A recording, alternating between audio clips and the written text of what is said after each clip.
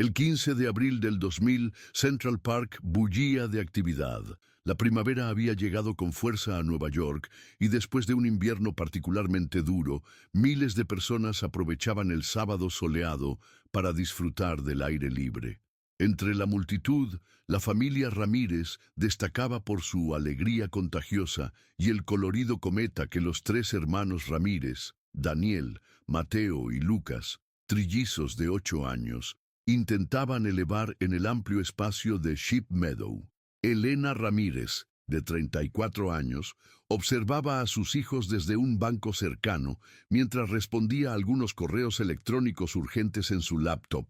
Como editora de una revista de arquitectura, incluso sus fines de semana estaban parcialmente ocupados por el trabajo. Su esposo, Carlos Ramírez, un médico de urgencias de origen colombiano, había sido llamado esa mañana para cubrir un turno de emergencia en el Hospital Presbyterian, dejándola sola con los niños. «¡Mamá, mira qué alto va!», gritó Mateo, el más entusiasta de los tres, mientras el cometa, un dragón chino de brillantes colores rojos y dorados que habían construido con su padre la semana anterior, ascendía en espiral.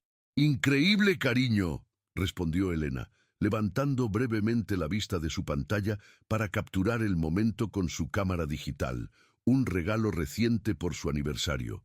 Los trillizos Ramírez eran prácticamente idénticos a primera vista. Los tres tenían el mismo cabello negro azabache, ojos castaños intensos y complexión delgada. Sin embargo, quienes los conocían bien podían distinguirlos fácilmente. Daniel, el primero en nacer, tenía un pequeño lunar en la mejilla derecha y era el más tranquilo y reflexivo. Mateo, el segundo, era ligeramente más alto y destacaba por su energía inagotable. Lucas, el menor por apenas 3 minutos, llevaba gafas de montura negra desde los 5 años y era el más sociable de los tres. Y las 2:15 de la tarde, Elena recibió una llamada de su jefa sobre un problema urgente con la edición que debía enviarse a imprenta esa noche. La conversación requería toda su atención. «Niños, voy a hablar por teléfono unos minutos.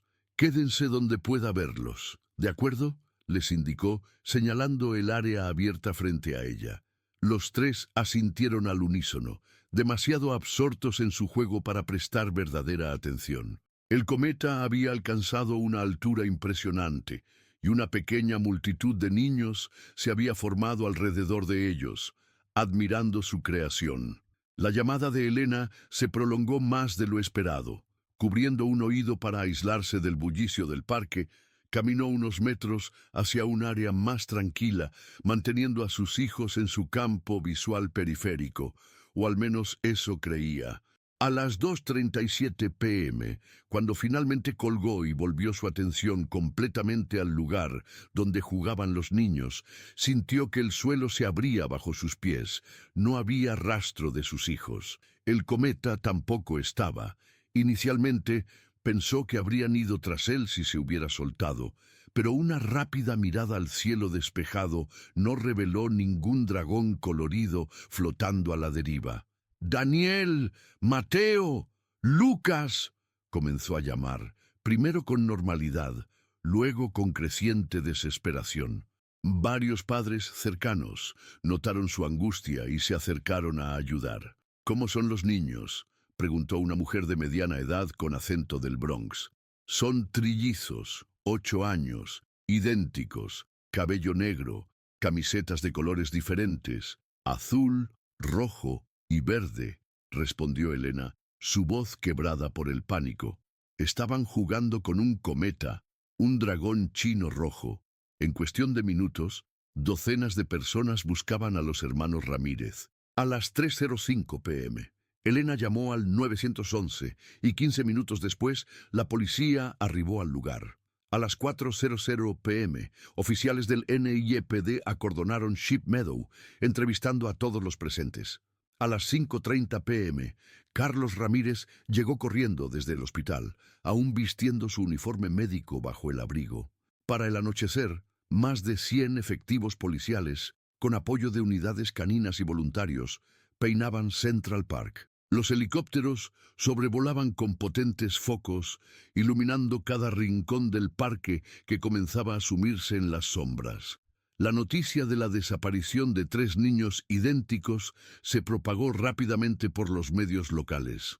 Esa noche, la teniente Olivia Morales, de la Unidad de Personas Desaparecidas, estableció un centro de operaciones en el precinto cercano al parque. A las 10:45 p.m., informó a los devastados padres sobre los hallazgos preliminares. Hemos entrevistado a 73 testigos que estaban en Sheep Meadow. 17 personas recuerdan haber visto a los niños con el cometa. 3 testigos afirman haber visto a los trillizos caminando hacia la zona arbolada al norte del campo, aparentemente siguiendo el cometa que se habría enganchado en algún árbol. Sin embargo, ninguno de los testigos vio a algún adulto acercándose o interactuando con ellos. ¿Están sugiriendo que mis hijos simplemente se esfumaron?, preguntó Carlos, su rostro una máscara de incredulidad y dolor. No, doctor Ramírez. Estamos considerando todas las posibilidades, respondió Morales con calma profesional. Central Park tiene 843 acres y numerosas salidas. Si alguien conocía bien el parque, podría haber sacado a los niños por alguna ruta menos transitada. ¿Está sugiriendo un secuestro? Elena apenas podía pronunciar la palabra. Es una posibilidad que debemos considerar, confirmó Morales. El hecho de que sean trillizos los hace inusualmente reconocibles. Si alguien los siguió o estudió sus rutinas, la búsqueda continuó durante días, extendiéndose a toda la ciudad de Nueva York. Se revisaron cientos de horas de grabaciones de cámaras de seguridad de las entradas del parque y estaciones de metro cercanas. Se interrogó a conocidos, vecinos y compañeros de la escuela PS 87, donde los trillizos cursaban el segundo grado. El caso captó la atención nacional. Los rostros sonrientes de Daniel, Mateo y Lucas aparecieron en noticieros, periódicos y carteles por todo el país. El FBI se unió a la investigación y varias celebridades ofrecieron recompensas por información. Pero a medida que pasaban las semanas, los investigadores se enfrentaban a un desconcertante vacío de evidencias concretas. No había demanda de rescate. Las cámaras no habían captado a los niños saliendo del parque por ninguna entrada conocida. El cometa tampoco apareció. Para Elena y Carlos Ramírez, el tiempo se dividió en un antes y un después de aquel sábado de abril. Su apartamento en el Upper West Side, antes lleno de risas y caos infantil, se convirtió en un santuario silencioso de recuerdos y esperanza obstinada. Cada noche, antes de acostarse, Elena encendía 3 velas junto a las fotografías de sus hijos, susurrando la misma promesa: los encontraremos. No importa cuánto tiempo pase, los encontraremos. Lo que ninguno podía imaginar entonces era que tendrían que esperar 2 décadas para recibir la primera pista real sobre el destino de los trillizos Ramírez. 15 de abril de 2020. 20 años exactos desde la desaparición, Rebecca Chen, guardabosques de Central Park de 33 años, realizaba su ronda matutina por la zona norte de Sheep Meadow cuando su radio crepitó con una llamada de rutina. Rebecca, ¿puedes revisar un reporte de escombros en un árbol cerca de la sección 7? Probablemente sea basura arrastrada por la tormenta de anoche. Voy en camino, respondió, ajustando su gorra verde mientras consultaba el mapa en su tablet. La sección 7 correspondía a un área boscosa ligeramente elevada que separaba Sheep Meadow de The Mall, una de las zonas menos transitadas del parque. La primavera de 2020 en Nueva York era diferente a cualquier otra. La ciudad, epicentro de la pandemia de COVID-19 en Estados Unidos, parecía un lugar irreconocible. Calles desiertas, comercios cerrados, hospitales desbordados. Central Park mismo había sido parcialmente transformado para albergar un hospital de campaña. Las habituales multitudes primaverales habían sido reemplazadas por un goteo ocasional de corredores solitarios y trabajadores esenciales tomando atajos. Rebeca avanzó por el sendero húmedo, notando cómo la tormenta de la noche anterior había dejado ramas caídas y charcos por doquier. Al llegar a la sección indicada, escaneó los árboles buscando lo que había sido reportado. Inicialmente no vio nada inusual, hasta que un destello rojo entre las ramas más altas de un roble centenario captó su atención. Usando sus binoculares, enfocó el objeto, los restos descoloridos, pero reconocibles, de lo que parecía ser un cometa con forma de dragón. Estaba firmemente enredado entre las ramas más altas, a unos 25 metros del suelo, en una posición que resultaba prácticamente imposible de alcanzar sin equipo especializado. Control, he localizado el objeto. Parece ser un cometa antiguo, tipo dragón chino. Está muy alto. Necesitaré equipo para bajarlo. ¿Vale la pena el esfuerzo?, preguntó su supervisor. Si es basura vieja, podemos dejarlo hasta la próxima poda programada. Rebeca dudó. Algo sobre aquel cometa despertaba un recuerdo borroso en su mente. Preferiría recuperarlo hoy. Hay algo familiar en él. 2 horas más tarde, con la ayuda de un especialista en arboricultura y equipo de escalada, Rebeca logró recuperar los restos del cometa. A pesar de la exposición a 2 décadas de elementos, la estructura principal del dragón seguía reconocible. El color rojo se había desvanecido a un tono rosáceo, y el dorado era apenas visible en algunas zonas. La tela estaba rasgada en varios puntos, pero sorprendentemente intacta, considerando el tiempo transcurrido. Fue al extender el cometa en la mesa de su oficina cuando Rebeca notó algo escrito con marcador permanente en uno de los bordes. Propiedad D.D.M.L. Ramírez. El nombre activó inmediatamente su memoria. Rebeca había crecido en Nueva York y tenía 10 años cuando ocurrió la desaparición de los trillizos Ramírez. Recordaba los carteles, las noticias, la ciudad entera movilizada buscando a 3 niños idénticos. Con manos temblorosas, tomó su teléfono y buscó Trillizos Ramírez Central Park. Los resultados confirmaron su sospecha. Daniel, Mateo y Lucas Ramírez, desaparecidos el 15 de abril del 2000 mientras jugaban con un cometa en Sheep Meadow. La coincidencia de fechas, exactamente 20 años, envió un escalofrío por su espalda. Rebeca llamó inmediatamente al departamento de policía. 3 horas más tarde, la teniente Diana Wells de la Unidad de Casos sin Resolver examinaba el cometa en la oficina de Rebeca. Después de tanto tiempo, murmuró Wells, una mujer afroamericana de 50 años con más de 2 décadas en la fuerza. ¿Está segura de que el cometa no estaba ahí antes? ¿Quizás pasó desapercibido durante las búsquedas iniciales? Rebeca negó con la cabeza. Imposible. Ese roble ha sido podado regularmente durante las últimas 2 décadas. Además, está en una posición tan alta y visible que alguien lo habría notado. Y mire, señaló algunas manchas en la tela. Estas son marcas de humedad reciente. Diría que ha estado expuesto a la lluvia de anoche, no a 20 años de elementos. Wells tomó fotografías detalladas del cometa y lo guardó cuidadosamente en una bolsa de evidencia. ¿Qué cree que significa?, preguntó Rebeca. ¿Después de tanto tiempo? Wells la miró con expresión cauta. No lo sé. Podría ser una coincidencia macabra. Podría ser una pista. O podría ser alguien intentando reabrir viejas heridas. Los padres siguen en Nueva York.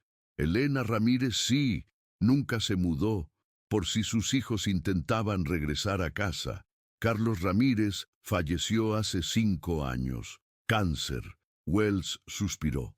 He visto muchos casos fríos en mi carrera, pero este siempre me persiguió. 3 niños que simplemente se desvanecieron en el aire. Esa misma tarde, en un apartamento del Upper West Side, Elena Ramírez, ahora de 54 años, recibía la llamada que había esperado durante 2 décadas.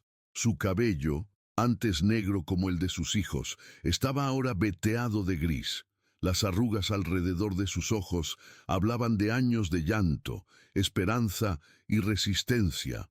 Señora Ramírez, habla la teniente Diana Wells.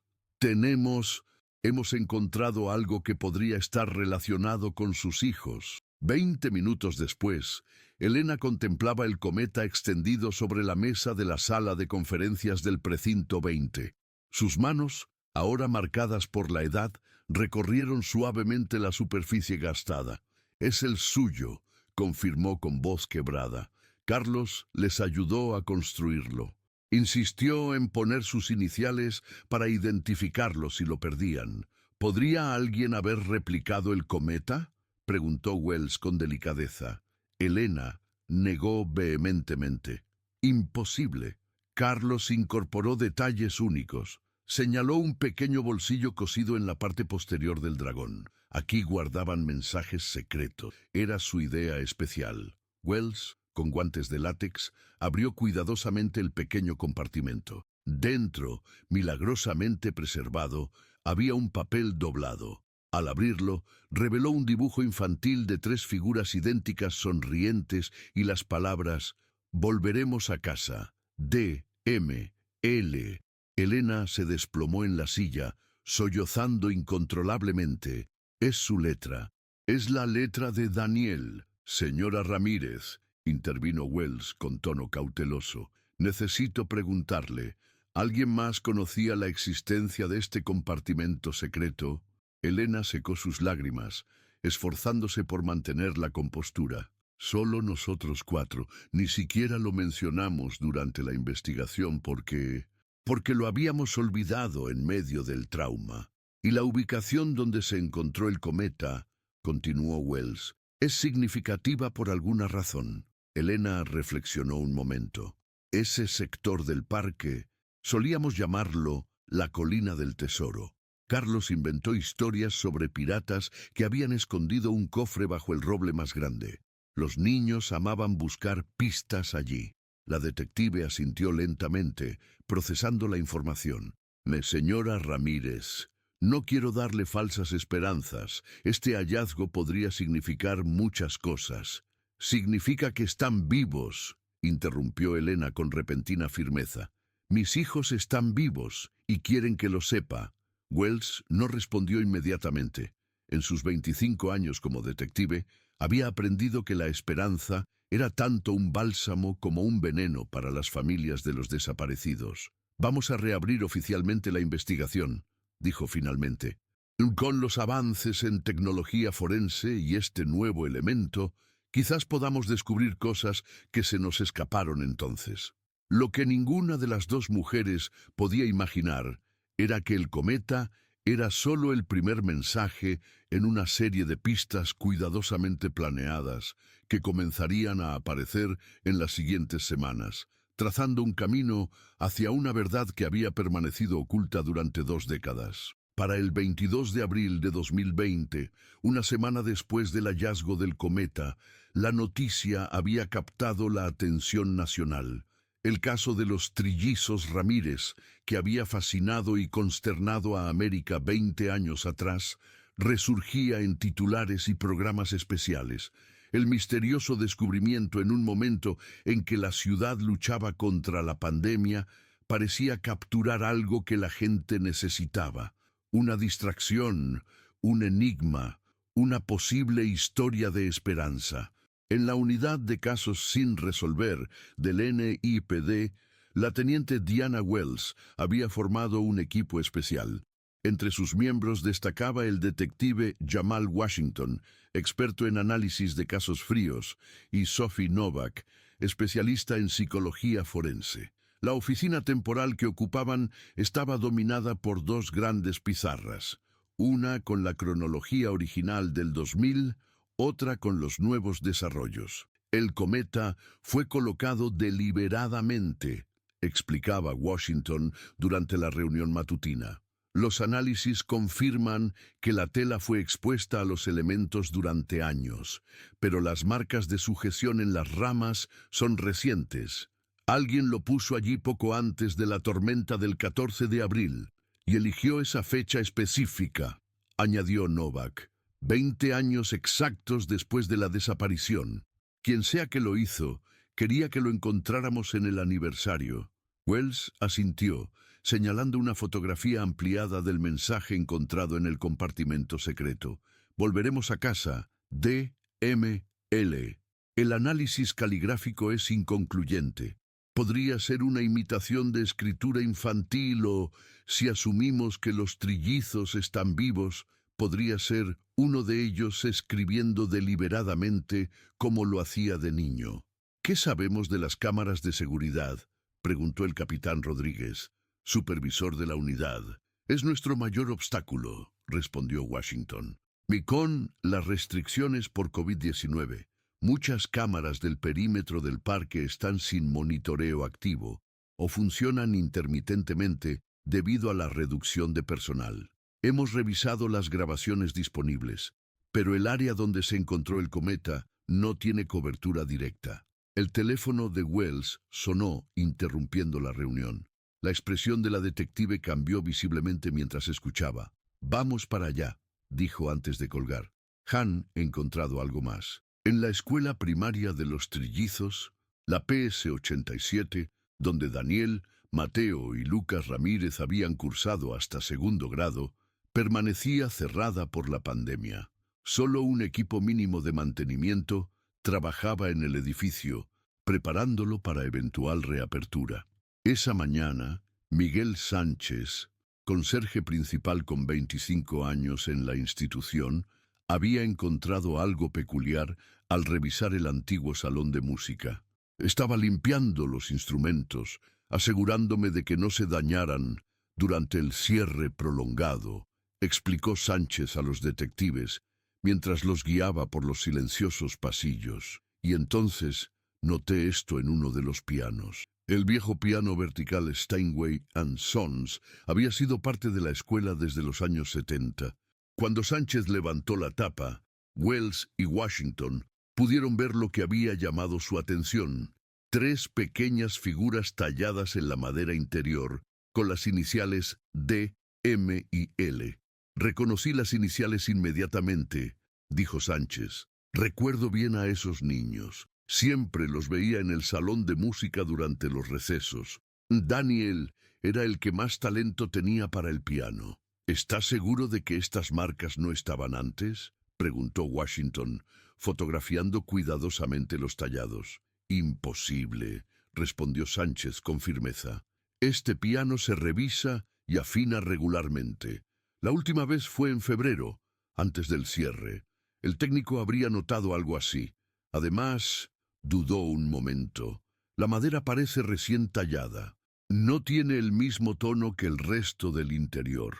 Washington se inclinó para examinar más de cerca, usando una pequeña linterna. Tiene razón, y hay algo más aquí. Con pinzas extrajo cuidadosamente un pequeño objeto plano oculto en una grieta junto a las tallas, una memoria USB. De vuelta en el precinto, los técnicos forenses trabajaban para acceder al contenido de la memoria mientras seguían todos los protocolos de seguridad digital. Elena Ramírez esperaba en una sala contigua, acompañada por Sophie Novak. «Señora Ramírez», preguntó la psicóloga con delicadeza, ¿había alguna conexión especial entre sus hijos y la música? Elena asintió, sus ojos perdidos en recuerdos. Daniel era el más apasionado. Comenzó lecciones de piano a los 6 años. Su profesor decía que tenía oído absoluto. Una sonrisa triste apareció en su rostro. Mateo y Lucas lo acompañaban siempre. Formaban un pequeño coro improvisado. Carlos y yo bromeábamos diciendo que algún día formarían una banda famosa. La conversación fue interrumpida cuando Wells entró a la sala. «Hemos accedido al contenido de la memoria», anunció. «Contiene un único archivo, una grabación de piano. Con el permiso de Elena, reprodujeron el archivo. Las notas de Claro de Luna, de Beethoven, interpretadas con precisión técnica, pero también con evidente emoción, llenaron la habitación». Elena se llevó las manos al rostro. «Es él», susurró. Es Daniel tocando. Reconocería su forma de interpretar en cualquier parte. Wells y Novak intercambiaron miradas. ¿Está segura?, preguntó la psicóloga. Completamente. Tiene un estilo muy distintivo. Siempre ralentizaba ligeramente el final de cada frase, algo que su profesor intentaba corregir. Elena se enjugó las lágrimas. Esta grabación no es de cuando era niño. Es reciente. Mi hijo sigue tocando el piano. Los análisis posteriores confirmaron la intuición de Elena. El archivo había sido creado hacía apenas 3 días, y los expertos en audio determinaron que efectivamente se trataba de un pianista adulto con formación clásica. Esto cambia todo, declaró Wells durante la reunión de emergencia esa noche. Ya no estamos buscando evidencia de lo que ocurrió hace 20 años. Estamos rastreando a 3 adultos de 28 años que están deliberadamente dejándonos pistas. La pregunta es ¿por qué ahora?, intervino Novak. ¿Por qué esperar 20 años exactos? ¿Y por qué no contactar directamente a su madre?, añadió Washington. Este elaborado juego de pistas sugiere que todavía no pueden o no quieren revelarse completamente. O alguien se los impide, señaló Rodríguez. Wells se acercó al mapa de Manhattan desplegado en la pared. El cometa en Central Park, la talla en la escuela primaria, están marcando lugares significativos de su infancia. Si seguimos esa lógica, continuó Washington, ¿cuál sería el siguiente lugar? ¿Dónde más tenían conexiones fuertes? Elena, que había sido invitada a esta parte de la reunión, respondió sin dudar: el planetario Hayden. Carlos los llevaba cada sábado por la mañana. Era su tradición especial. Los 4 estaban obsesionados con la astronomía, mientras el equipo planificaba la vigilancia del planetario, ahora cerrado por la pandemia. Elena contemplaba la grabación de piano que habían copiado para ella.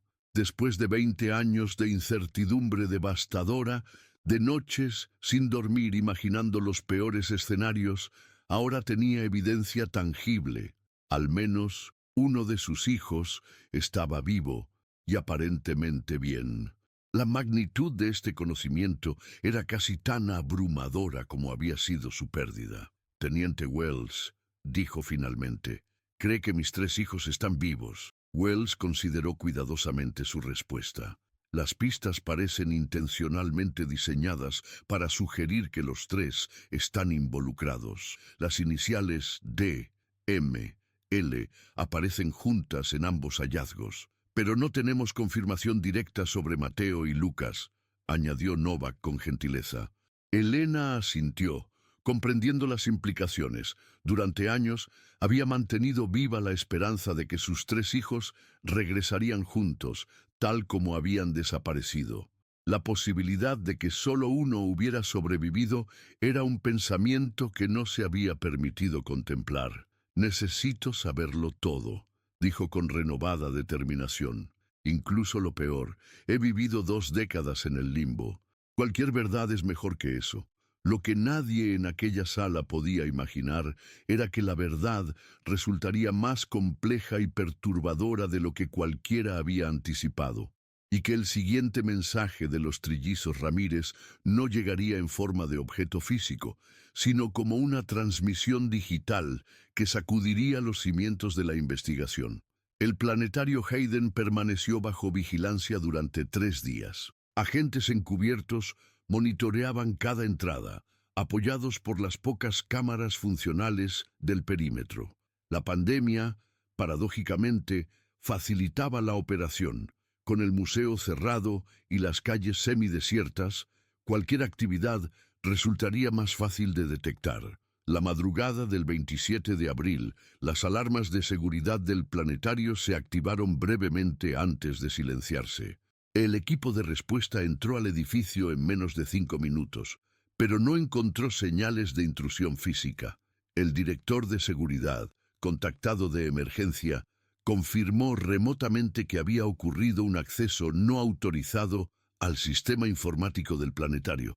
Alguien hackeó nuestro proyector principal, explicó a través de la videollamada, su rostro iluminado por la luz azulada de su pantalla. pero no para dañarlo. Programaron una proyección para activarse automáticamente a las 10:00 am. ¿Puede adelantarla?, preguntó Wells, que junto con Washington y Novak había llegado al planetario. Estoy trabajando en ello. El hack es sorprendentemente sofisticado. A las 8:17 am, el enorme domo del planetario cobró vida. Las estrellas digitales llenaron la cúpula, recreando el cielo nocturno. Gradualmente, ciertas estrellas aumentaron su brillo, conectándose con líneas luminosas hasta formar 3 constelaciones idénticas con forma humana. «Son ellos», susurró Wells. «Los trillizos». La proyección cambió, mostrando ahora una secuencia de imágenes. Central Park, la escuela PS-87, el edificio de apartamentos donde habían vivido, el hospital Presbyterian donde trabajaba Carlos Ramírez. Finalmente, apareció un texto sobre el fondo estrellado. 20 años, 3 vidas, un no verdad. Búsquenos donde todo comenzó y terminó. Cuando el círculo se cierre, podremos volver a casa. La proyección concluyó con 3 conjuntos de coordenadas GPS y la firma DML. Las coordenadas correspondían a 3 ubicaciones distintas: un apartamento en Brooklyn, una clínica en Queens y una librería en el Lower East Side. Equipos tácticos fueron despachados inmediatamente a las 3 direcciones, mientras Wells contactaba a Elena. «Señora Ramírez, necesitamos que permanezca en el precinto. La situación está desarrollándose rápidamente». Elena, que había dormido poco desde el descubrimiento del cometa, llegó al precinto acompañada por Rebecca Chen, la guardabosques que había encontrado la primera pista. Las 2 mujeres habían establecido una conexión en los días previos, unidas por su involucración en el caso. «¿Encontraron a mis hijos?», preguntó Elena, su voz mezclando esperanza y ansiedad. «Todavía no», respondió Wells. «Pero tenemos nuevas pistas. Estamos siguiéndolas en este momento». Mientras esperaban noticias de los equipos desplegados, el técnico que analizaba la proyección del planetario hizo un descubrimiento importante. «Teniente, hay un archivo oculto embebido en la proyección. Es un video». El video, de apenas 2 minutos, mostraba a un hombre de unos 28 años, con el inconfundible lunar en la mejilla derecha característico de Daniel Ramírez. Estaba sentado frente a un piano, en una habitación pobremente iluminada. «Mamá», comenzó, su voz adulta cargada de emoción contenida. «Si estás viendo esto, significa que nuestras pistas te han llegado. Soy Daniel. Estamos vivos». Los 3, hizo una pausa, como reuniendo fuerzas. «No podemos explicarlo todo por este medio. Hay personas que aún podrían hacernos daño. Y a ti también. Sigue las coordenadas. Cada ubicación contiene una parte de nuestra historia. Cuando tengas las 3 piezas, entenderás por qué desaparecimos y por qué no pudimos contactarte antes». El video terminaba con Daniel interpretando brevemente las primeras notas de una canción de cuna que Elena solía cantarles, antes de que la imagen se cortara abruptamente. La sala quedó en silencio absoluto. Elena, temblando visiblemente, se apoyó en Rebecca para no desplomarse. «Es él», confirmó finalmente. «Es Daniel, mi Daniel». Wells, manteniendo su compostura profesional a pesar de la conmoción, se comunicó inmediatamente con los equipos desplegados, ordenándoles proceder con extrema cautela. «No sabemos a qué nos enfrentamos», advirtió. «Podrían ser víctimas que han estado cautivas o bajo amenaza durante 2 décadas». Las primeras noticias llegaron del equipo en Brooklyn. La dirección correspondía a un modesto apartamento en un edificio reconvertido de Williamsburg. Estaba vacío, pero meticulosamente organizado. En la mesa del comedor había una laptop encendida, mostrando una cuenta regresiva que marcaba menos de 30 minutos. «No toquen nada», ordenó Wells. «Podría ser una trampa o un sistema de autodestrucción de evidencia». El equipo de expertos en tecnología logró acceder remotamente a la computadora antes de que la cuenta regresiva llegara a 0. Lo que encontraron fue un extenso documento titulado La desaparición, parte 1. Daniel, junto con docenas de fotografías que documentaban el crecimiento de un niño hasta convertirse en adulto. Las imágenes mostraban a Daniel Ramírez en diferentes edades: 10, 12, 15, 18, 20, 25 años. Siempre en interiores, frecuentemente junto a un piano, nunca en espacios públicos reconocibles. La segunda ubicación, la clínica en Queens, resultó ser un pequeño centro médico especializado en investigación genética. Estaba operativo, pero con personal mínimo debido a la pandemia. El equipo encontró un consultorio cerrado con llave, con el nombre Dr. L. Raymond en la puerta. Raymond podría ser Ramírez, especuló Washington por radio, un anagrama parcial. Tras obtener una orden judicial expedita, accedieron al consultorio. Dentro encontraron otro documento digital, La desaparición, parte 2, Lucas, junto con registros médicos, artículos científicos publicados bajo el pseudónimo de L. Raymond y fotografías de un joven con gafas idénticas a las que usaba Lucas Ramírez, ahora convertido en un médico especializado en genética. La tercera ubicación, la librería del Lower East Side, llamada Trilogy Books, estaba cerrada permanentemente, con un cartel que indicaba cerrado por COVID-19. Al ingresar, los agentes encontraron una tienda especializada en literatura científica y de ciencia ficción. En la oficina trasera, una tercera computadora contenía el documento final, La desaparición, parte 3. Mateo, acompañado de registros de publicaciones, manuscritos y fotografías de un hombre idéntico a los otros dos, rodeado de libros. A las 2:15 p.m., los 3 documentos fueron transmitidos al precinto.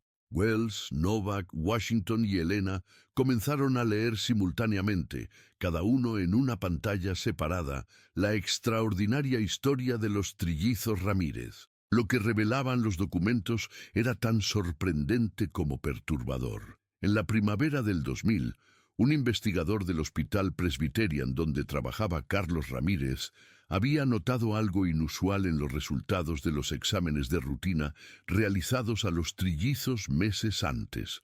Una rarísima mutación genética compartida por los 3 niños, que, según la literatura médica, solo se había documentado en un puñado de casos a nivel mundial.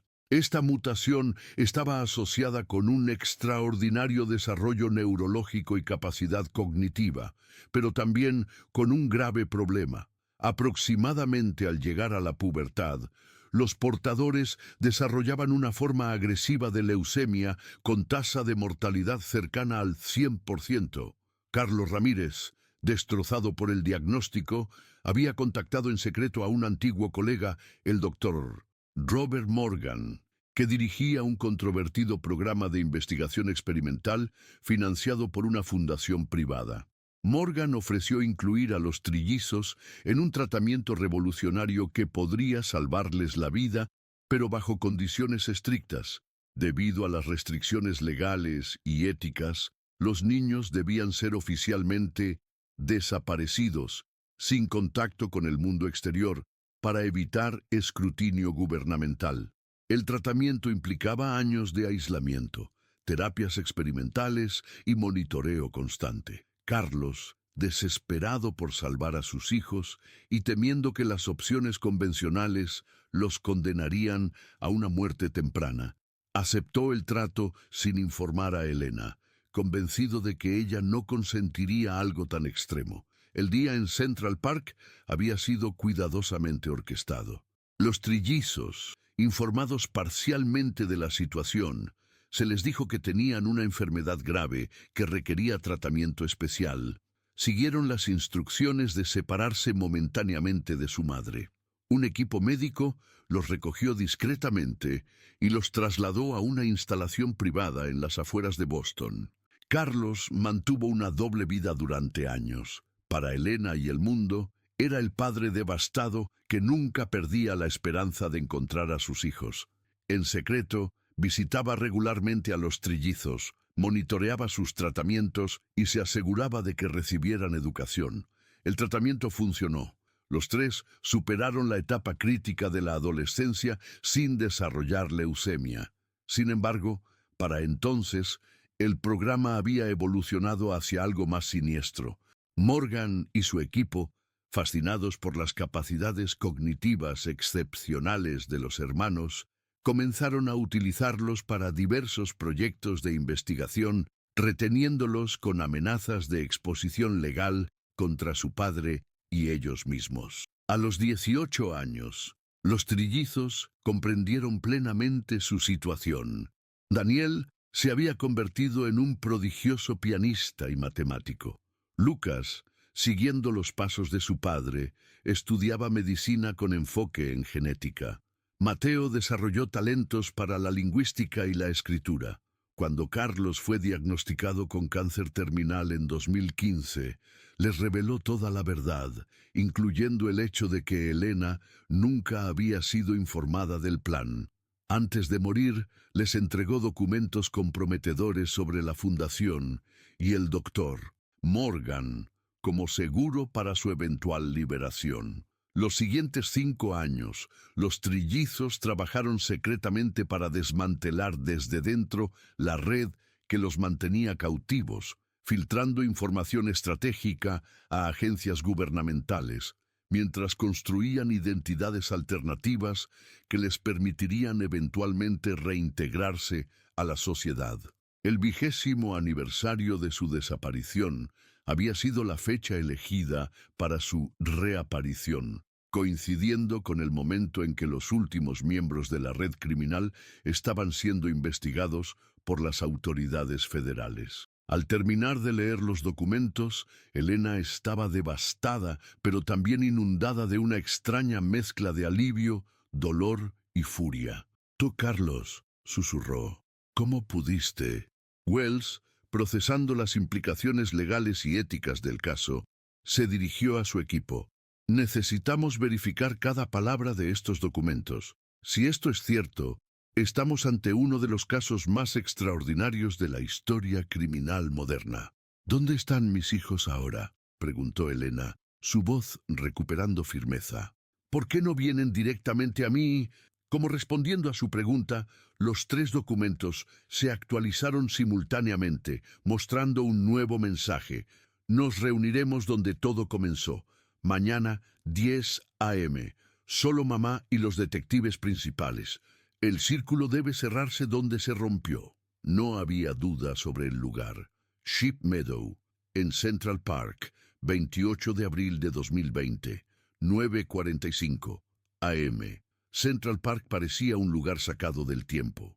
La pandemia había vaciado sus extensos campos y senderos. Bajo un cielo sorprendentemente despejado, para finales de abril, Sheep Meadow se extendía como una inmensa alfombra verde, desprovista de los habituales picnics, deportistas y turistas. Elena Ramírez avanzaba lentamente por el camino principal, flanqueada por la teniente Wells y el detective Washington. A cierta distancia, agentes encubiertos vigilaban discretamente el perímetro. Rebecca Chen, presente en calidad de testigo original del hallazgo que había reiniciado todo, caminaba a unos pasos más atrás.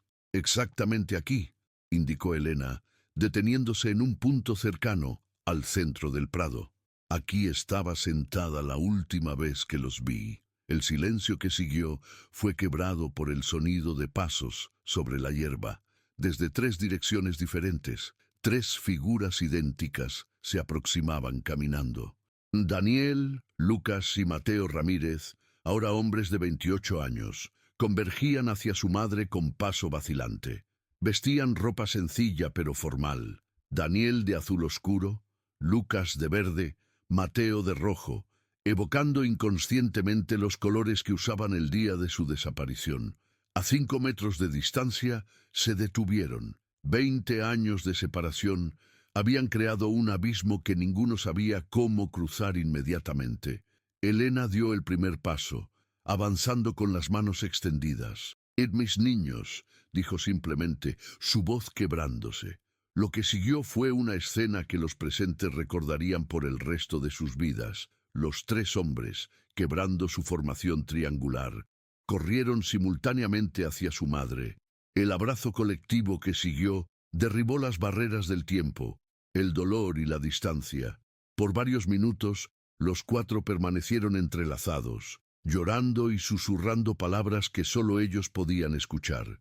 Wells y Washington intercambiaron miradas, conmovidos por la intensidad del reencuentro, pero conscientes de su deber. Finalmente, Elena se separó lo suficiente para contemplar los rostros adultos de sus hijos. «Déjenme verlos», pidió, estudiando cada detalle como queriendo recuperar los años perdidos de un solo vistazo. Daniel, con su característico lunar, habló primero.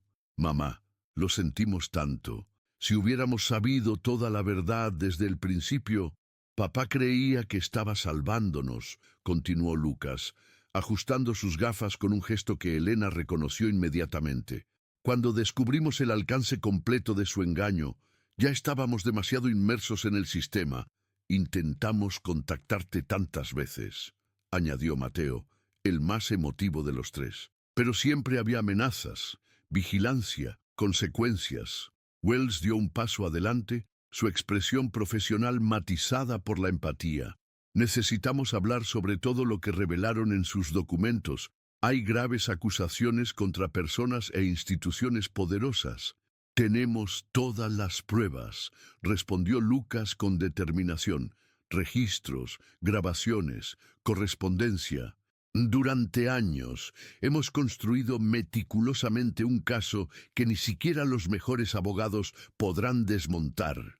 «El doctor Morgan falleció hace 3 meses», continuó Daniel. «Era el último obstáculo significativo. Su muerte por COVID-19 fue lo que finalmente nos permitió implementar nuestro plan de contacto». «¿Dónde han estado viviendo?», preguntó Washington. «Los lugares que indicaron son nuestros espacios de trabajo», explicó Mateo. «Hemos vivido en múltiples ubicaciones durante los últimos 5 años, siempre moviéndonos, nunca permaneciendo lo suficiente para ser detectados. Después de escapar de la instalación principal en 2017, aprendimos a vivir en las sombras». La conversación continuó mientras caminaban lentamente hacia la salida del parque. Los trillizos relataron cómo, tras la muerte de su padre, habían descubierto que su condición genética única había sido el catalizador de todo. No solo les otorgaba capacidades cognitivas excepcionales, sino que había convertido su caso en uno de los estudios longitudinales de desarrollo neurológico más extensos jamás realizados en secreto. «Éramos simultáneamente pacientes, sujetos de investigación y prisioneros», explicó Lucas. «Cuando intentamos contactar a las autoridades a los 19 años, descubrimos que la fundación tenía conexiones que alcanzaban agencias gubernamentales. Nuestras denuncias fueron interceptadas y silenciadas. Entonces decidimos jugar el juego largo», continuó Daniel. «Convertimos nuestra prisión en nuestra fortaleza. Usamos nuestras habilidades para hacernos indispensables, para acceder a más información, para preparar nuestra eventual liberación. Y para protegerte a ti, mamá», añadió Mateo. «Te vigilaban. Durante años, cualquier intento de contacto habría resultado en consecuencias para ambas partes». Elena escuchaba con una mezcla de horror e incredulidad. «¿Carlos nunca intentó decirme la verdad? ¿Ni siquiera al final?» Los tres hermanos intercambiaron miradas. «Te dejó una carta», reveló finalmente Daniel. «Nos pidió que te la entregáramos cuando fuera seguro». De su bolsillo interior extrajo un sobre amarillento, visiblemente desgastado por los años. Elena lo tomó con manos temblorosas. «¿La han leído?» «No», respondió Lucas. «Era para ti. Papá fue muy claro al respecto». Elena guardó la carta. «La leeré cuando esté lista». Al llegar a la salida del parque, varios vehículos oficiales esperaban para trasladarlos al FBI. El caso había escalado más allá de la jurisdicción del NYPD implicando ahora investigaciones federales sobre experimentación humana ilegal, secuestro y conspiración que abarcaba múltiples estados. ¿Qué pasará ahora?, preguntó Elena a Wells mientras observaba a sus hijos hablando con agentes federales. Honestamente, nunca he visto un caso como este, respondió la detective. Habrá investigaciones extensas, posibles juicios, pero sus hijos son adultos ahora, y víctimas, no perpetradores. Su testimonio será crucial, pero no están en peligro legal. ¿Y nosotros? ¿Nuestra vida? Wells miró a la familia reunida después de tanto tiempo. Eso dependerá de ustedes. Podría haber necesidad de protección temporal dependiendo de quién más esté implicado en esta red, pero eventualmente podrán decidir cómo reconstruir su vida juntos. Esa noche, en una casa segura proporcionada por el FBI en las afueras de la ciudad, Elena finalmente encontró un momento a solas para leer la carta de Carlos. Sus hijos respetaron su privacidad, retirándose a la sala contigua donde conversaban en voz baja, aún maravillados por la extraña sensación de estar finalmente reunidos sin barreras ni vigilancia. La carta, fechada 3 semanas antes de la muerte de Carlos, era una confesión completa. Su desesperación al descubrir la condición de sus hijos, el miedo paralizante a perderlos, la oferta de Morgan que pareció un milagro, la imposible decisión tomada bajo presión extrema y finalmente el arrepentimiento que lo consumió durante años al comprender el verdadero alcance de lo que había permitido. Te robé no solo a nuestros hijos, sino la posibilidad de elegir, de despedirte, de ser parte de la solución, había escrito. Lo hice creyendo que era la única manera de salvarlos. Cuando descubrí que podría haber otros caminos, ya era demasiado tarde para deshacer lo hecho sin exponerlos a peligros mayores. No te pido perdón, pues lo imperdonable no debe ser perdonado a la ligera. Solo te pido que sepas que cada día sin ti, cada momento de nuestra familia fragmentada, fue mi purgatorio en vida. Elena dobló la carta lentamente. Las lágrimas que había contenido durante la lectura finalmente fluyeron libremente. Había imaginado este momento, leer las últimas palabras de Carlos, de 1000 maneras, durante los 5 años desde su muerte. Nunca había anticipado estas circunstancias. Cuando finalmente se reunió con sus hijos en la sala, los encontró sentados juntos en el sofá, hombro con hombro, como solían hacer de niños. Al verla, se pusieron de pie al unísono. ¿Estás bien?, preguntó Daniel, siempre el primero en percibir sus emociones. Elena asintió lentamente. Necesitaremos tiempo, todos nosotros, para sanar, para comprender, para reconstruir. Tenemos mucho que contarte, dijo Lucas. 20 años de nuestras vidas. Y queremos conocer los tuyos, añadió Mateo. Cada día que nos perdimos. Elena sonrió a través de las lágrimas. Tenemos tiempo ahora, todo el tiempo del mundo. En los días y semanas siguientes, los trillizos Ramírez se convertirían en el centro de una de las investigaciones más extraordinarias de la historia reciente. Su caso destapó una red de experimentación ilegal que había operado bajo la fachada de investigación médica legítima durante décadas, llevando a arrestos de figuras prominentes en los campos médico y farmacéutico. Para Rebecca Chen, cuyo descubrimiento del cometa había iniciado toda la cadena de eventos, la resolución del caso trajo reconocimiento profesional, pero más importante, la satisfacción de haber contribuido a reunir a una familia destrozada por circunstancias extraordinarias. Un año después, el 15 de abril de 2021, 5 personas se reunieron en Ship Meadow para un ritual privado. Elena y sus 3 hijos, acompañados por Rebecca, elevaron un nuevo cometa con forma de dragón chino, idéntico al original, pero con algunas modificaciones. 3 figuras humanas entrelazadas decoraban su cola, y en su centro, visible solo cuando se elevaba contra el sol, estaba la silueta de un hombre, Carlos, observándolos desde las alturas. Mientras el cometa se elevaba, bailando contra el cielo primaveral de Nueva York, Daniel comentó suavemente: «Papá cometió un error terrible, pero nos mantuvo con vida hasta que pudimos salvarnos a nosotros mismos y encontrar el camino de regreso a casa», añadió Lucas. «No, el círculo está completo», concluyó Mateo, observando cómo el cometa trazaba amplios arcos sobre Central Park, visible pero inalcanzable, como un recordatorio de que algunas historias, incluso las más dolorosas, pueden encontrar su resolución cuando menos se espera. Elena, rodeada por los hijos que había buscado durante tanto tiempo, contempló el parque que había sido tanto el inicio como el final de su largo viaje. La pandemia que había transformado la ciudad comenzaba lentamente a ceder, y con ella un nuevo capítulo se abría, no solo para su familia reunificada, sino para todos aquellos cuyas vidas habían sido tocadas por la extraordinaria historia de 3 niños idénticos que desaparecieron un día de primavera y regresaron 2 décadas después para completar el círculo roto del tiempo.